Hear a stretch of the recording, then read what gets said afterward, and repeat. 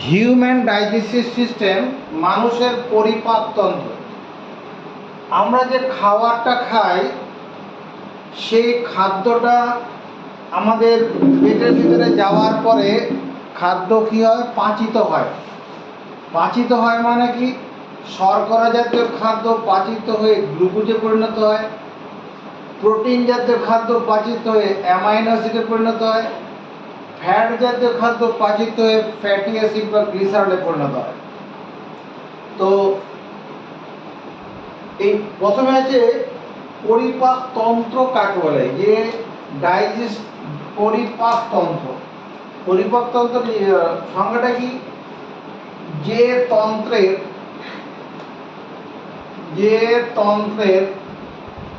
বিভিন্ন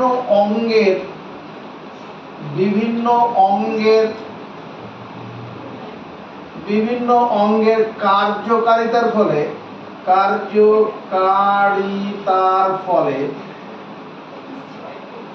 যে তন্ত্রের, আমাদের শরীরে বিভিন্ন তন্ত্র আছে, যে তন্ত্রের বিভিন্ন অঙ্গের কার্যকারিতার ফলে পরিবেশ থেকে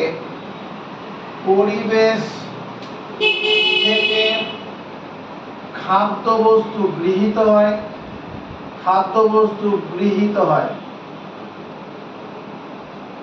পরিবেশ থেকে খাদ্যবস্তু গৃহীত হয়, গৃহীত খাদ্য বিভিন্ন উৎসেচকের সহায়তায়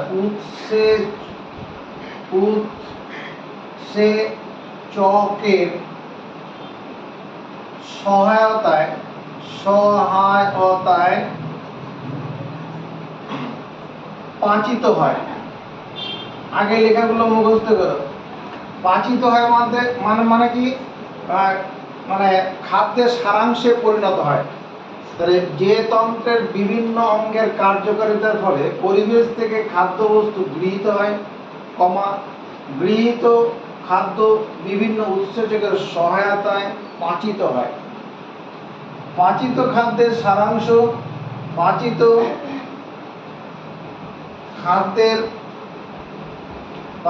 খাদ্যের সারাংশের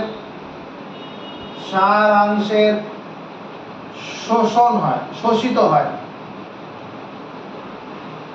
পাচিত খাদ্যের সারাংশ, এখানে পাচিত খাদ্যের সারাংশ শোষিত, ঠিক আছে, শোষিত হয় এবং অপাচ্য অংশকে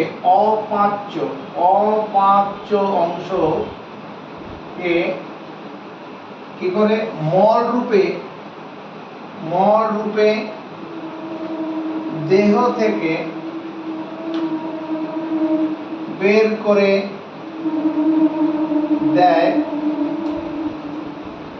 তাকে বলে পরিপাকতন্ত্র।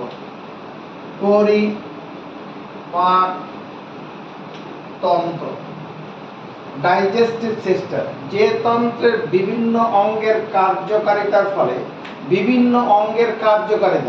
আমাদের যে পৌষ্টিকতন্ত্র তোমাকে পড়াবো কিছুক্ষণ পরে, ওই পৌষ্টিকতন্ত্রের মধ্যে এইরকম একটা অঙ্গ দেখতে পাবো,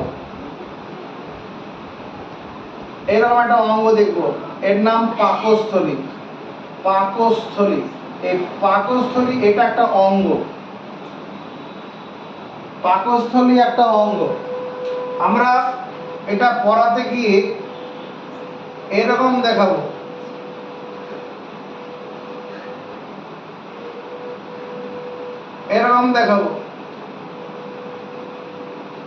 এটা একটা অঙ্গ, এটা বৃহদন্ত, এটা একটা অঙ্গ, এটা দেখাবো। আবার দেখাবো, এরকম দেখাবো। এটা হচ্ছে যকৃৎ, লিভার, যে লিভার, লিভার, এটা একটা অঙ্গ। এটা অঙ্গটার নাম কি? এটা হচ্ছে বৃহদন্ত,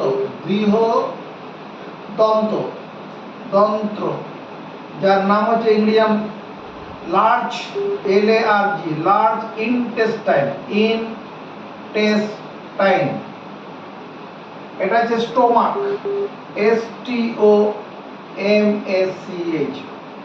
এরকম বিভিন্ন অঙ্গের কার্যকারিতার ফলে কি হয়, পরিবেশ থেকে খাদ্যবস্তু গৃহীত হয়। আমাদের মুখের ভিতরে জিভ আছে, জিভটা একটা অঙ্গ, গ্রাসনালী আছে, এগুলো সব পড়াবে। তাহলে যে তন্ত্রে বিভিন্ন অঙ্গের কার্যকারিতার ফলে পরিবেশ থেকে খাদ্যবস্তু গৃহীত হয়,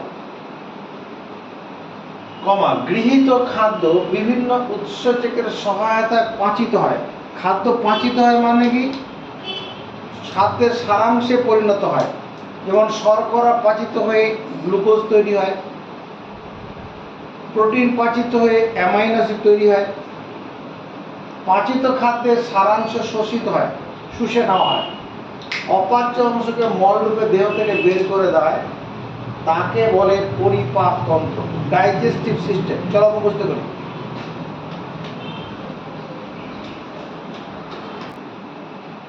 বন্ধই তো ছিল।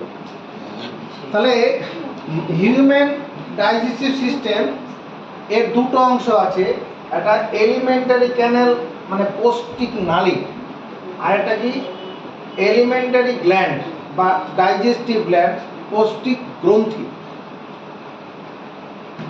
এই পৌষ্টিক গ্রন্থি তিন রকমের আছে, তিন জায়গায় পাবো। এই যে তিন রকম, এখানে যে গ্রন্থিগুলো আছে, প্যারোটিড, সাবলিঙ্গুয়াল, সাবমেস, এটা মুখের মধ্যে আছে। এটা মুখ বিবরে আছে, মুখ বিবরে, মুখের ভিতরে আছে, মাউথ মুখে পাবো।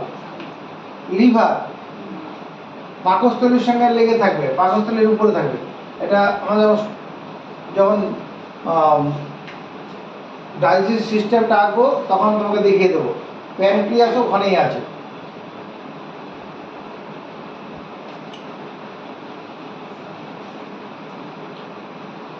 এই ডাইজেস্টিভ মানে গ্ল্যান্ড, পরিপাক গ্রন্থি কি, যে গ্রন্থিগুলো খাদ্যবস্তু পাচিত করার জন্য বিভিন্ন উৎসেচক ক্ষরণ করে।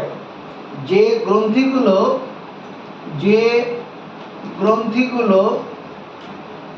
থেকে পাচক রস খরিত হয়, যে গ্রন্থিগুলোতে পাচক রস খরিত হয় তাদের বলে কি পৌষ্টিক গ্রন্থি।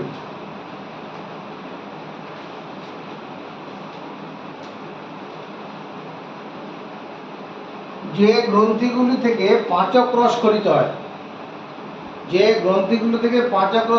তাকে বলে আরে লিখলে লেখো, নাহলে বাড়ি যাও।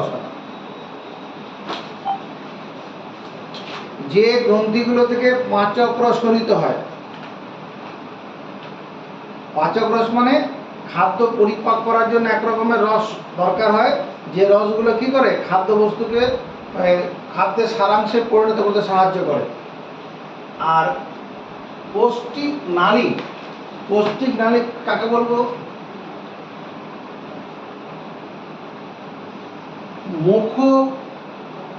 মুখ বিবর থেকে শুরু করে, না মুখ ছিদ্র থেকে শুরু করে, মুখ ছিদ্র থেকে শুরু করে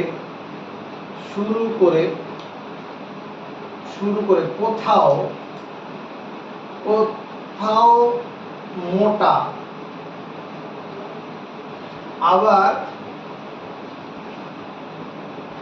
মুখবিবর থেকে শুরু করে পায়ু ছিদ্র পর্যন্ত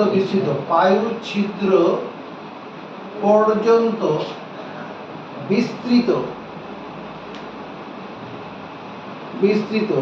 মুখছিদ্র থেকে শুরু করে পায়ু ছিদ্র পর্যন্ত বিস্তৃত, কোথাও সরু ও কোথাও মোটা, যে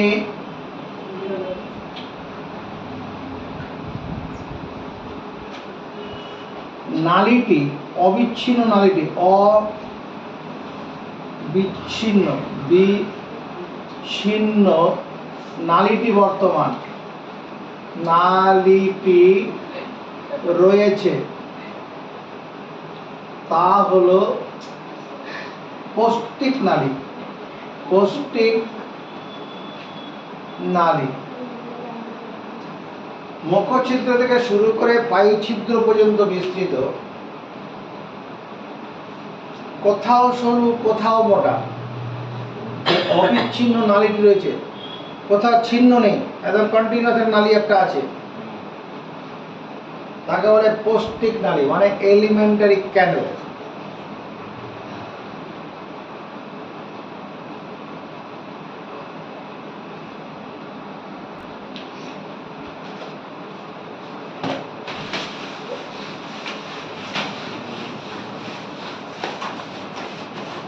আমার সঙ্গে সঙ্গে কাজ করব, আমার সঙ্গে সঙ্গে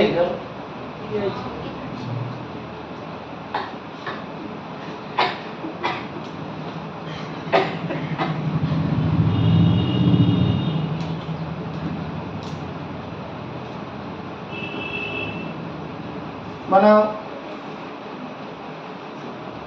নাক, মুখ, থুতনি, গলা, এবার কপাল, মাথা বানালাম, মাথাটা বানিয়ে দিলাম।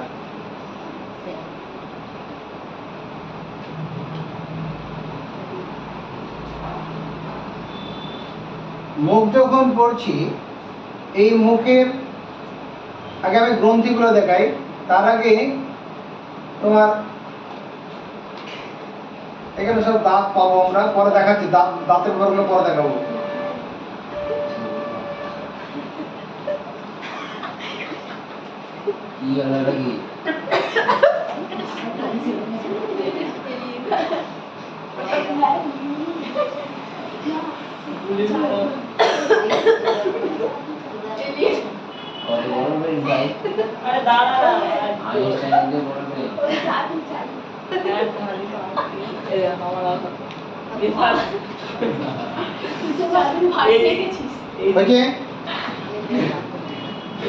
এই যে মানুষটা করছি, এই মানুষের এটা তো মুখ, এটা মুখ, এটা মুখ বিবর বলে, এটাকে বিবর, মাউথ ক্যাভিটি। এটা যে mouth cavity, mouth cavity, CAVITY, mouth cavity.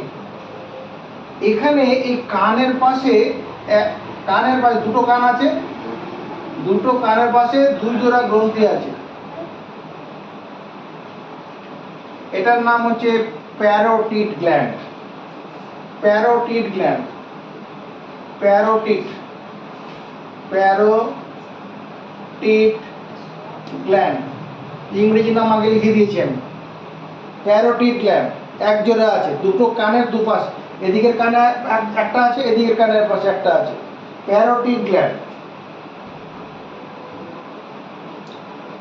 আমাদের যে চোয়ালগুলো আছে, এই যে চোয়াল, এগুলো চোয়াল টাকা, এই চোয়ালের এদিকে একটা সাবম্যাক্সিলারি গ্ল্যান্ড আছে, এদিকে একটা সাবম্যাক্সিলারি আছে, চোয়ালের দুদিকে। এই চোয়ালের এখানে একটা গ্রন্থি আছে, এদিকে চোয়ালে একটা, ওদিকে একটা আছে, এটার নাম সাবম্যাক্সিলারি, সাবম্যাক্সিলারি, ম্যাক্সিলারি গ্রন্থি, সাবম্যাক্সিলারি গ্রন্থি।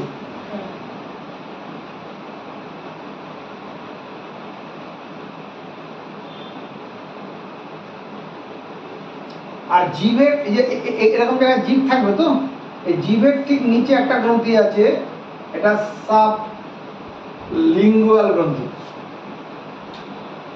সাবলিঙ্গুয়াল, সাবলিঙ্গুয়াল গ্রন্থি, সাবলিঙ্গুয়াল গ্রন্থি।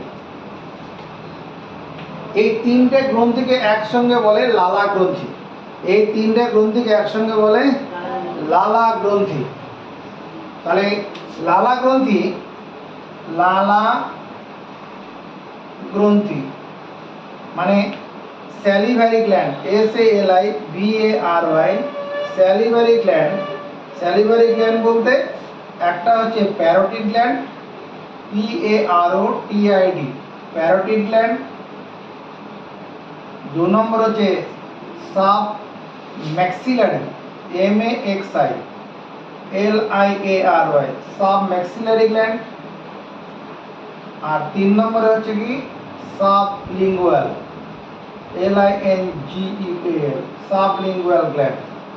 এই তিনটা লালা গ্রন্থি। এদের কোথায় আছে? এই মুখের আশপাশে সব রয়েছে।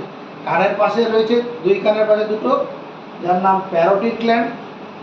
চোয়াল যেটা আছে আমাদের, এই যে চোয়াল, এই চোয়ালের এদিকে একটা আছে, এদিকে আছে সাব ম্যাক্সিলারি। আর নিচের দিকে আছে, জিভের নিচে আছে সাব লিঙ্গুয়াল।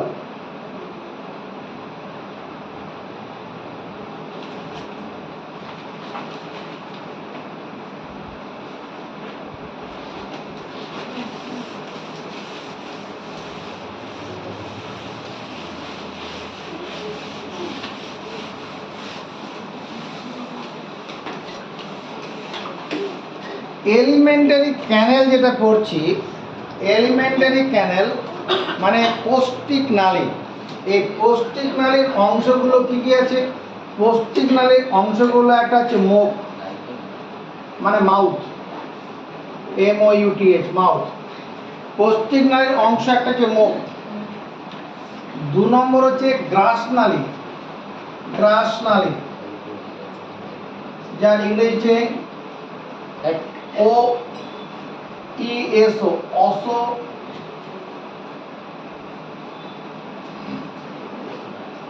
OESO, অসোফেগাস, PHAGUS, অসোফেগাস মানে গ্রাস নালী। 3 নম্বরে আছে পাকস্থলী, পাকস্থলী, পাকস্থলী, যার নাম স্টোমাক, STOMACH, স্টোমাক।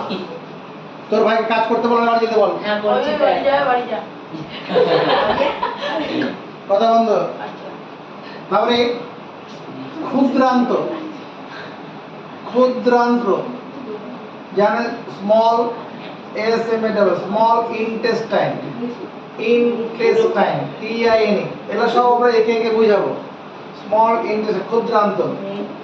5 নম্বর বৃহদন্ত, বৃহদন্ত্র মানে large, LARG, large intestine, intestine, বৃহদন্ত।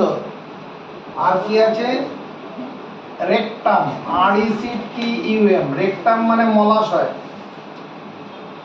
Rectum মলাশয়। আর শেষ পর্যন্ত আছে পায়ু ছিদ্র, পায়ু ছিদ্র, অ্যানাস, ANUS, অ্যানাস। চলো এটা মুখস্থ করি আগে। আমাদের পৌষ্টিক নালী যেটা পড়ছি আমরা, এটা যে এলিমেন্টারি ক্যানেল, বাংলাটা কি? এলিমেন্টারি ক্যানেল বাংলা কি? মরা বল, লিখেছিলাম একটু আগে, জানিস না? পৌষ্টিক নালী লিখে দিয়েছিলাম সব বাংলাগুলো। হ্যাঁ, তো তোমার খাতা তো লেখা নেই? পৌষ্টিক নালী, এই পৌষ্টিক নালীর এইগুলো সম্পর্কে আমরা পড়বো। এগুলো সব পৌষ্টিক নালীর অংশ। তাড়াতাড়ি আমরা এই মুখ নিয়ে একটু পড়াশোনা করি এবার একটু। এই যে মুখ, এই মুখটা নিয়ে একটু পড়াশোনা করব।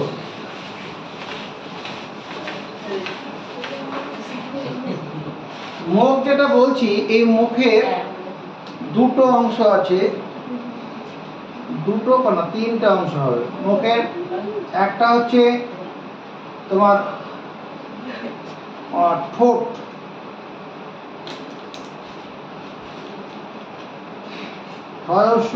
ঠোঁট। তারপরে আছে জিহ্বা,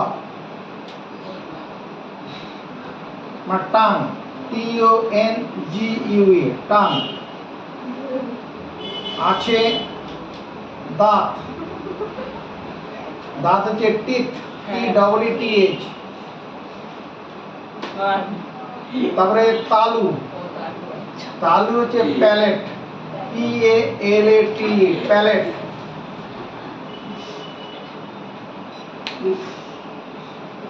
প্যালেট।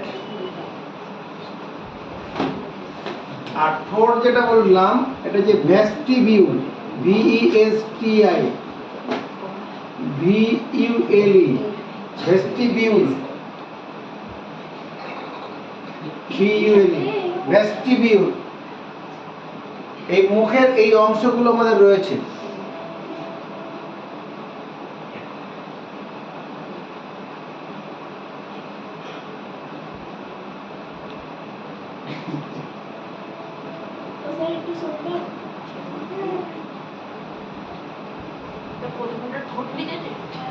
তারপরে তো জিভা না জিভ। এবার এই মুখ সম্পদে জানবো তো। চলো আবার আমার সঙ্গে সঙ্গে নাক বানাও, নাক বানাও।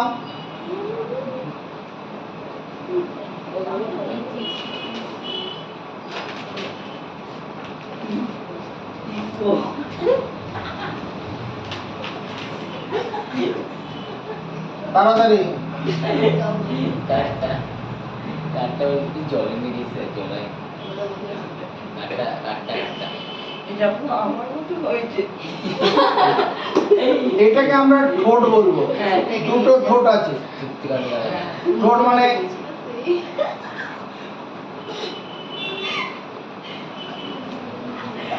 ঠোঁট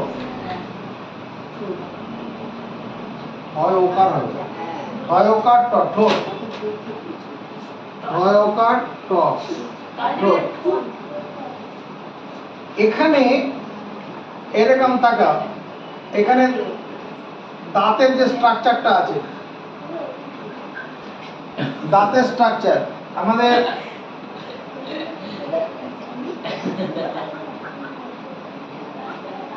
এখানে একটা দাঁত আছে, এখানে একটা দাঁত আছে, এরকম দুটো দাঁত একই রকম দেখতে সামনের দিকে।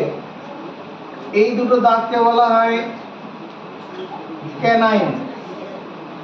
এই দুটো দাঁতের নাম হচ্ছে ক্যানাইন, CANINE, ক্যানাইন।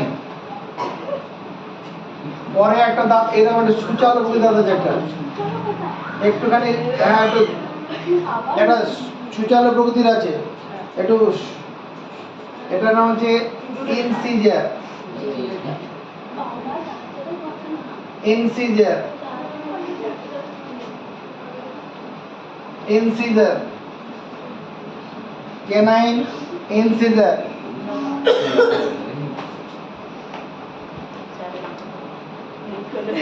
ভুল করেছি, প্রথমে ইনসিজার পরে ক্যানাইন। আচ্ছা এখানে এটা হবে এটা হবে ইনসিজার, এই প্রথম দুটো হচ্ছে ইনসিজার, INCISOR, ইনসিজার। এটা হবে ক্যানাইন, CANINE, ক্যানাইন। দুটো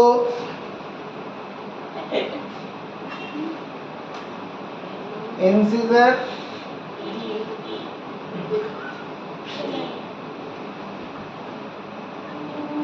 অবশ্যই দাঁতগুলো এইরকম ভাবে থাকে, এদিকে থাকা দাঁতগুলো এইরকম ভাবে থাকবে, আমরা যেটা দেখাচ্ছি ওইভাবে ঠিক নয়, এদিকে এইরকম থাকবে। এই একটা, এই একটা, এরকম চারখানা দাঁত আছে, এরকম চারখানা দাঁত। এই চারটে দাঁতকে বলা হচ্ছে ইনসিজার, ইনসিজার, CISOR, ইনসিজার। চারটা দাঁত হচ্ছে ইনসিজার। তারপরে এই দাঁতগুলোর পাশে একটা সূচালো মধ্যে এরকম দাঁত আছে, এটা হচ্ছে ক্যানাইন, CANINE, ক্যানাইন, ক্যানাইন হলো। যেটা মানে তোর বিড়াল বা মাংসের প্রাণীদের ক্ষেত্রে বড় দেখায় ওগুলো, ক্যানাইনগুলো বড় বড় হয়, মানুষের ক্ষেত্রে ওরকম বড় হয় না। আচ্ছা এরপরে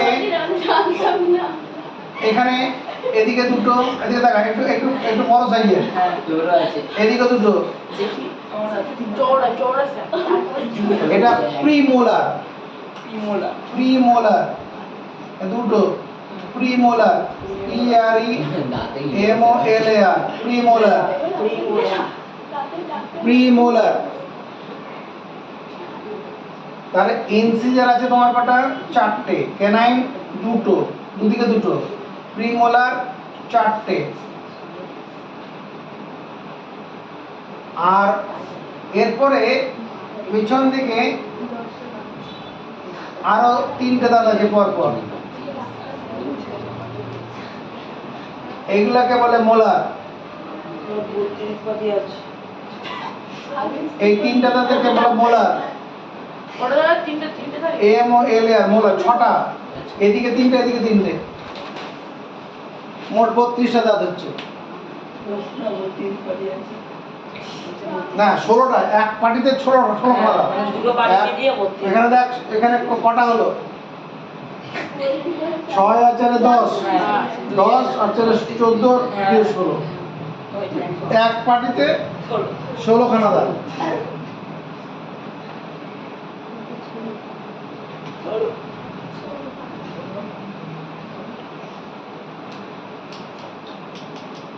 আর এখানে আমার কি রয়েছে? জিভ রয়েছে, এটা জিহ্বা, টাং, TONGUE, টাং। টাং মানে জিহ্বা। অনেক আচ্ছা, এই দাঁত সম্পর্কে আমি জানি। দাঁত দু রকমের দাঁত আছে, মানুষের দু রকমের দাঁত হয়। দাঁত যেটা বলছি, দাঁত টিথ, মানুষের দাঁত দু রকমের আছে। দাঁত দাঁত দু রকমের আছে, একটা দুধে দাঁত আছে, দুধে দাঁত, আর একটা স্থায়ী দাঁত। স্থায়ী দাঁত, দুধে দাঁত, স্থায়ী দাঁত। দুধে দাঁতটা হচ্ছে যখন কোনো শিশু জন্মগ্রহণ করে তার 6 মাস পর থেকে এই দাঁতটা বের হয়। দুধে দাঁতটা 6 মাস বয়সের পর থেকে, 6 মাস বয়সের পর থেকে দুধে দাঁত বের হয়।